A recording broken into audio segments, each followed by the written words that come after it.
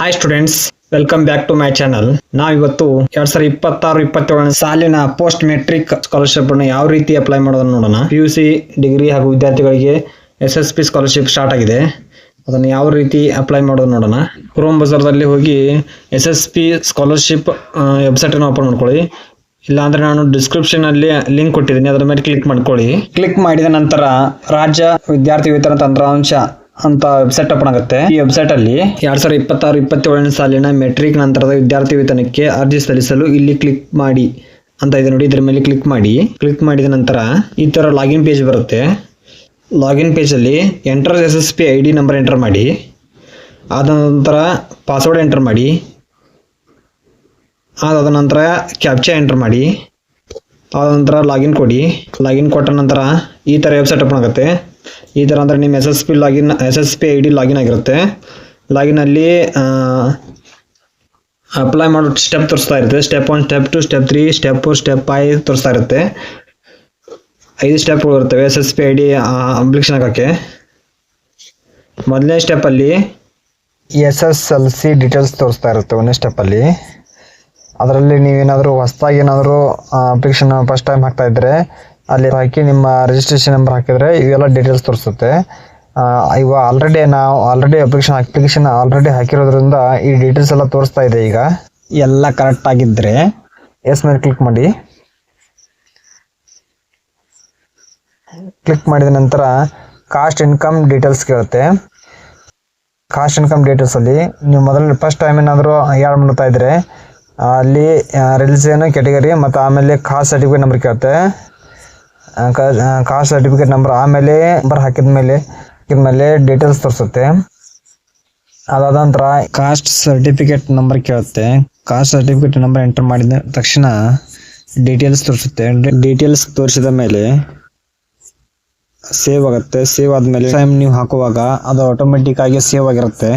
ಅದನ್ನ ಹೊಳೆ ನೀವು ಕಾಸ್ಟ್ ಇನ್ಕಮ್ ಅನ್ನು ಹಾಕುವ ಅವಶ್ಯಕತೆ ಇರಲ್ಲ. ಆಮೇಲೆ ಎಲ್ಲ ಕರೆಕ್ಟ್ ಆಗಿದ್ರೆ ಎಸ್ ಮೇಲೆ ಕ್ಲಿಕ್ ಮಾಡಿ. ಅದಾದ ನಂತರ ಡಿಸೆಬಿಲಿಟಿ ಡೀಟೇಲ್ಸ್ ಕೇಳ್ತಾ ಇದೆ. ಅಂಗವಿಕಲರ್ ಏನಾದರೂ ಇದ್ರೆ ಎಸ್ ಮೇಲೆ ಕ್ಲಿಕ್ ಮಾಡಿ. ಅಂಗವಿಕಲರ್ ಏನಾದರೂ ಇಲ್ಲ ಅಂದಮೇಲೆ ನೋ ಅಂದ್ಮೇಲೆ ಕ್ಲಿಕ್ ಮಾಡಿ. ಇಲ್ಲಿ ಎಸ್ ಮೇಲೆ ಕ್ಲಿಕ್ ಮಾಡಿ ಸೇವ್ ಅಂಡ್ ಪ್ರೊಸೀಡ್ ಮೇಲೆ ಕ್ಲಿಕ್ ಮಾಡಿ.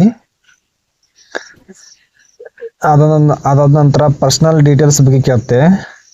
ಪರ್ಸನಲ್ ಡೀಟೇಲ್ ನಿಮ್ಮ ಹೆಸರು ನೇಮ್ ತೊಗೊಂಡಿರುತ್ತೆ ಆಲ್ರೆಡಿ. ಆಮೇಲೆ ಜೆಂಡರ್ ತೊಗೊಂಡಿರುತ್ತೆ, ಇಮೇಲ್ ತೊಗೊಂಡಿರುತ್ತೆ, ಮೊಬೈಲ್ ನಂಬರ್ ತೊಗೊಂಡಿರುತ್ತೆ, ನಿಮ್ಮ ಮನೆ ಡಿಸ್ಟಿಕ್ಕು, ಹೋಮ್ ತಾಲೂಕು, ಮತ್ತು ನಿಮ್ಮ ಮನೆ ತಾಲೂಕು, ಅಸೆಂಬ್ಲಿ ಅಂದರೆ ನಿಮ್ಮ ತಾಲೂಕು ಹಾಕೊಳ್ಳಿ.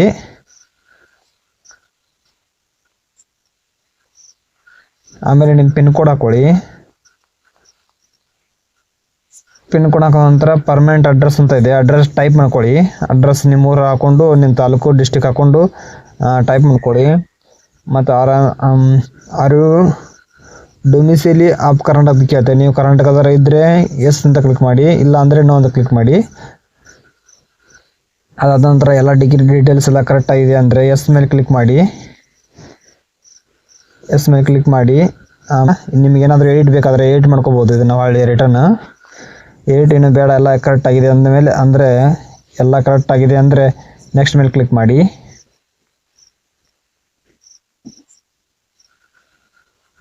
ಅದಾದ ನಂತರ ಪ್ರೆಸೆಂಟ್ ಇಯರ್ ಸ್ಟಡಿ ಡೀಟೇಲ್ಸ್ ಕೇಳುತ್ತೆ.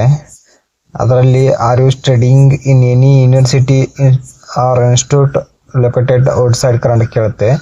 ಅಂದರೆ ನೀವು ಕರ್ನಾಟಕದ ಹೊರಗೆ ಏನಾದರೂ ಕಲಿತಾ ಇದ್ದರೆ ಎಸ್ ಅಂತ ಕ್ಲಿಕ್ ಮಾಡಿ.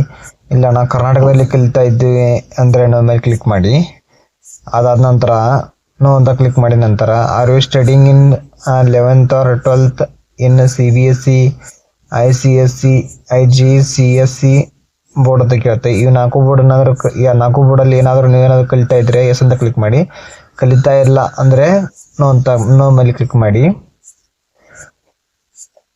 ಅದಾದ ನಂತರ are you studying in first year and second year in year PU ಅಂತ ಕೇಳುತ್ತೆ. ನೀವು ಫಸ್ಟ್ ಇಯರ್ ಸೆಕೆಂಡ್ ಇಯರ್ ಅನ್ನು ಕಲಿತಾ ಇದ್ದೀರಿ ಎಸ್ ಅಂತ ಕ್ಲಿಕ್ ಮಾಡಿ. ಎಸ್ ಅಂತ ಕ್ಲಿಕ್ ಮಾಡಿದ ನಂತರ ಎಂಟರ್ ಸ್ಯಾಟ್ಸ್ ID ಕೇಳುತ್ತೆ. ಸ್ಯಾಟ್ಸ್ ಅಂದರೆ ನಿಮ್ಮ ಸ್ಯಾಟ್ಸ್ ನಂಬರ್ ಹಾಕೊಳ್ಳಿ. ಆಮೇಲೆ ಪೇಜ್ ಡೇಟಾ ಹಾಕೊಳ್ಳಿ, ನಿಮ್ಮ ಡೇಟಸ್ ಸಿಗುತ್ತೆ. ನಾನು ನೋ ಅಂತ ಹಾಕೋತಾ ಇದ್ದೀನಿ. ಆಮೇಲೆ ನೋ ಅಂತ ಹಾಕಿದ್ಮೇಲೆ are you studying in the first year of any professional course ಅಂತ ಕೇಳ್ತಾ ಇದೆ. ನೀವೇನಾದರೂ ಸ್ಪೆಷಲ್ ಕೋರ್ಸ್ ಏನಾದ್ರು ಮಾಡ್ತಾ ಇದ್ರೆ ಎಸ್ ಅಂತ ಕ್ಲಿಕ್ ಮಾಡಿ, ಇಲ್ಲಾಂದ್ರೆ ನೋ ಅಂತ ಕ್ಲಿಕ್ ಮಾಡಿ. ಎಸ್ ಅಂತ ಕ್ಲಿಕ್ ಮಾಡಿದ್ರೆ ಸೆಲೆಕ್ಟ್ ಮೋಡ್ ಆಫ್ ಅಡ್ಮಿಷನ್ ಅಂತ ತೋರಿಸುತ್ತೆ. ನೋ ಅಂತ ಕ್ಲಿಕ್ ಮಾಡ್ತೀನಿ. ನೋ ಅಂತ ಕ್ಲಿಕ್ ಮಾಡಿ do you have USN university registration number ಅಂತ ಕೇಳುತ್ತೆ. ಎಸ್ ಅಂತ ಕ್ಲಿಕ್ ಮಾಡ್ತೀನಿ. ಎಸ್ ಅಂತ ಕ್ಲಿಕ್ ಮಾಡಿದ ನಂತರ ಸೆಲೆಕ್ಟ್ ಯೂನಿವರ್ಸಿಟಿ ಅಂತ ತೋರಿಸುತ್ತೆ. ಯೂನಿವರ್ಸಿಟಿ ಸೆಲೆಕ್ಟ್ ಮಾಡ್ಕೊಳ್ಳಿ. ಅದಾದ ನಂತರ ಸೆಲೆಕ್ಟ್ UG or PG ಕೇಳುತ್ತೆ, ಅದನ್ನು ಸೆಲೆಕ್ಟ್ ಮಾಡ್ಕೊಳ್ಳಿ. ಅಂಡರ್ ಗ್ರಾಜುಯೇಟ್ ಇದ್ದರೆ ಫಸ್ಟ್ನೇ ಸೆಲೆಕ್ಟ್ ಮಾಡ್ಕೊಳ್ಳಿ. ಪೋಸ್ಟ್ ಗ್ರಾಜುಯೇಟ್ ಆಗಿದ್ರೆ ಮಿಡಲ್ ಇದ್ದು ಸೆಲೆಕ್ಟ್ ಮಾಡ್ಕೊಳ್ಳಿ. ಡಿಪ್ಲೊಮೊ ITI PUC ಏನಾದರೂ ಕಲಿತಾ ಇದ್ರೆ ಮೂರನೇ ಸೆಲೆಕ್ಟ್ ಮಾಡ್ಕೊಳ್ಳಿ. ಆದ ನಂತರ university or board registration number ಹಾಕೊಳ್ಳಿ. ಸೆಕೆಂಡ್ PUC ಇದ್ದರೆ ಸೆಕೆಂಡ್ PUC ನಂಬರ್ ಹಾಕೊಳ್ಳಿ. ಡಿಗ್ರಿ ಇದ್ದರೆ ಡಿಗ್ರಿ ನಂಬರ್ ಹಾಕೊಳ್ಳಿ. ಅದ ಪೋಸ್ಟ್ ಗ್ರಾಜುಯೇಟ್ ಇದ್ದರೆ ಅವ್ರ ಇದನ್ನ ರಿಜಿಸ್ಟ್ರೇಷನ್ ನಂಬರ್ ಹಾಕೊಳ್ಳಿ. ಹಾಕೊಂಡ ನಂತರ ಸೆಲೆಕ್ಟ್ ಯೂನಿವರ್ಸಿಟಿ ಎಲ್ಲ ಹಾಕೊಂಡ ನಂತರ ಈ ಥರ ತೋರಿಸುತ್ತೆ. ಇದು ನಾನು PUC ಹಾಕೊಂಡಿದ್ದೀನಿ. ಸೆಕೆಂಡ್ PUC ಇದು ಕಾಲೇಜ್ ಎಲ್ಲ ತೋರಿಸುತ್ತೆ.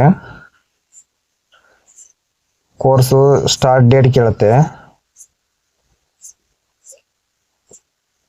ಅದಾದ ನಂತರ ಆರು ಲಿಟ್ರಲಿ ಎಂಟ್ರಿ ಅಂತ ಕೇಳುತ್ತೆ. ನೀವಾಗ ಕಾಲೇಜ್ಗೆ ಹೋಗಿದ್ದೀರ ಅಂತ ಕೇಳುತ್ತೆ. ಲಿಟ್ರಲಿ ಎಂಟ್ರಿ ಅಂದರೆ ಕಾಲೇಜ್ ಸ್ಟಾರ್ಟ್ ಆಗಿದ್ದು.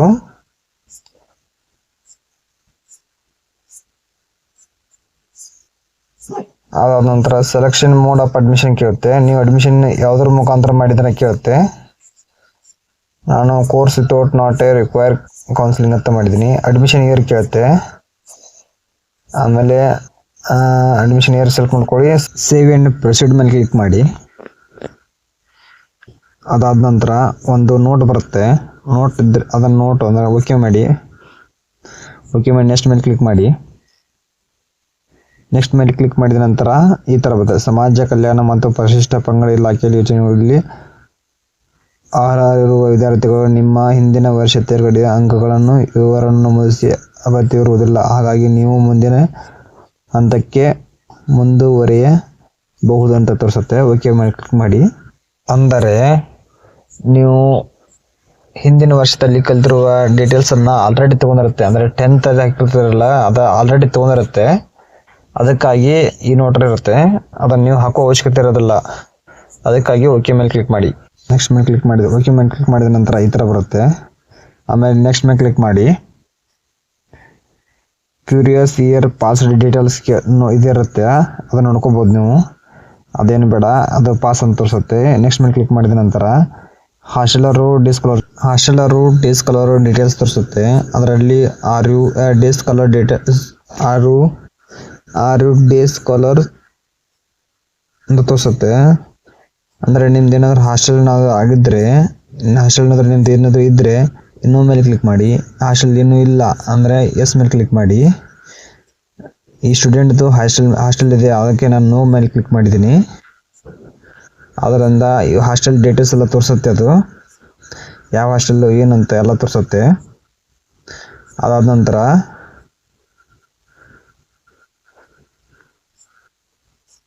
ಡೀಟೇಲ್ಸ್ ಎಲ್ಲ ಕರೆಕ್ಟ್ ಆಗಿದ್ದರೆ ಎಸ್ ಅಂತ ಕ್ಲಿಕ್ ಮಾಡಿ. ಸೇವ್ ಆ್ಯಂಡ್ ಪ್ರೊಸೀಡ್ ಮೇಲೆ ಕ್ಲಿಕ್ ಮಾಡಿ.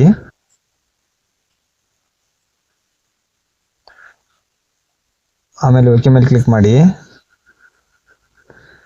ಅದಾದ ನಂತರ ನೆಕ್ಸ್ಟ್ ಮೇಲೆ ಕ್ಲಿಕ್ ಮಾಡಿ. ನೆಕ್ಸ್ಟ್ ಮೇಲೆ ಕ್ಲಿಕ್ ಮಾಡಿದ ನಂತರ ಈ ಥರ ಇಂಟರ್ಫೇಸ್ ಓಪನ್ ಆಗುತ್ತೆ. ಅಲ್ಲಿ ನಿಮ್ಮ ಡೀಟೇಲ್ಸ್ ಎಲ್ಲ ತೋರಿಸುತ್ತೆ. ಅದರಲ್ಲಿ ನಿಮಗೆ ಒಂದು ಬಾಕ್ಸ್ ಕಾಣುತ್ತೆ. ಬಾಕ್ಸಲ್ಲಿ ಟಿಕ್ ಮಾಡಿಕೊಂಡು ಸಬ್ಮಿಟ್ ಮೇಲೆ ಕ್ಲಿಕ್ ಮಾಡಿ. ಅಂದರೆ ಅಪ್ಲಿಕೇಶನ್ ಸಬ್ಮಿಟ್ ಮಾಡಿದ ಹಾಗೆ. ಅಪ್ಲಿಕೇಶನ್ ಸಬ್ಮಿಟ್ ಮಾಡಿದಾದ್ಮೇಲೆ ನಿಮ್ಮ ಡೀಟೇಲ್ಸ್ ಎಲ್ಲ ಶೋ ಆಗುತ್ತೆ. ಶೋ ಆದ ನಂತರ ಇದನ್ನು ಡೌನ್ಲೋಡ್ ಮಾಡಿ ಇಟ್ಕೊಳ್ಳಿ. ಅದಾದ ನಂತರ ಅಪ್ಲಿಕೇಶನ್ ಹ್ಯಾಸ್ ಬಿನ್ ಸಬ್ಮಿಟೆಡ್ ಅಂತ ಬರುತ್ತೆ. ಅಂದರೆ ನಿಮ್ಮ ಅಪ್ಲಿಕೇಶನನ್ನು ಸಬ್ಮಿಟ್ ಮಾಡಿದ ಆಯಿತು. ಆದ ನಂತರ ನಮ್ಮ ಚಾನಲ್ ಏನಾದರೂ ನೀವು ಹೊಸದಾಗಿ ನೋಡ್ತಾ ಇದ್ದರೆ ಲೈಕ್ ಮಾಡಿ, ಶೇರ್ ಮಾಡಿ, ಸಬ್ಸ್ಕ್ರೈಬ್ ಮಾಡ್ಕೊಳ್ಳಿ. ಹಾಗೆ ಸಪೋರ್ಟ್ ಮಾಡಿ. ಮತ್ತೆ ಸಿಗುವ ಮುಂದಿನ ವಿಡಿಯೋದಲ್ಲಿ. Thank you for watching guys.